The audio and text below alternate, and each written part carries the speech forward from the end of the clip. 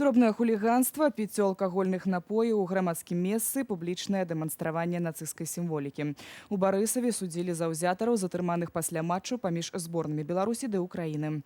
Але ці за гэта селі на лаву падсудных аматары футболу, высвятляў Валеры Руселік. Тое, што ў нашай краіне зараз год гасціннасці, украінскія заўзятары, якія напярэдадні прыехалі ў Барысаў на матч паміж нацыянальнымі зборнымі, даведаліся адразу з дзвюх крыніц – ад беларускіх аматараў футболу і ад праваахоўнікаў. Афіцыйная гасціннасць суправаджала тых гасцей, якім усё-ткі дазволілі ўезд у нашу краіну ад самай мяжы ажно да ўваходу на барысаўскі стадыён з бясконцымі затрыманнямі і правяраннямі. Зрэшты, не менш старанна абшуквалі і гаспадароў. Не знаю, ничего нету, как бы ни погони, ничего. Просто красно-белый шар в Беларусь и семьи пропускают.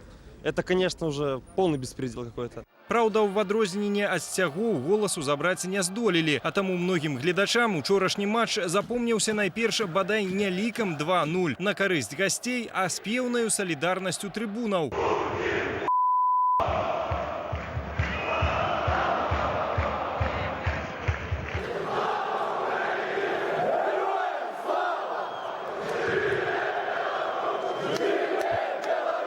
Супольнае выкананне улюбёных песняў, палітычных ды патрыятычных лозунгаў, неверагоднае адзінства заўзятараў абедзвюх камандаў не даў рады завершыць нават фінальны свісток суддзі. На стадионе царила дружеская атмосфера, кричали «Слава Украине! Живи Беларусь!» и пели разные песни. Очень приятно находиться в вашей стране. Спасибо. Спасибо украинским болельщикам, которые посетили Борисов. Беларусь и Украина, братья, разом и назавжды. Футбольнае свята, аднака, змрочылі зноўку ж сілавікі, якія распачалі масавае затрыманне яшчэ ў час гульні і працягнулі пасля матчу. Толькі афіцыйна ў мясцовы пастарунак былі дастаўленыя 41 чалавек. До меня подошел человек, и он сказал, что хочет со мной познакомиться. Ну и провел до автобуса, в якім сидели так само уже затрыманные люди. Спытался, что у меня за шалик. На шалику у меня был герб погоня.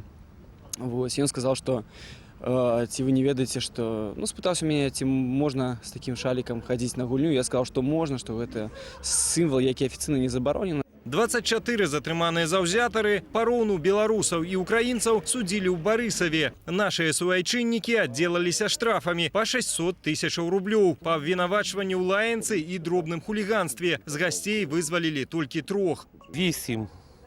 8 да адміністрацыйнага арышту на 5 сотняў і 1 грамадзянін Украіны асуджаны да адміністрацыйнага арышту на 10 сотняў. Агулам 12 чалавек. 3 аплочваюць штраф і ўжо сёння змогуць паехаць дадому.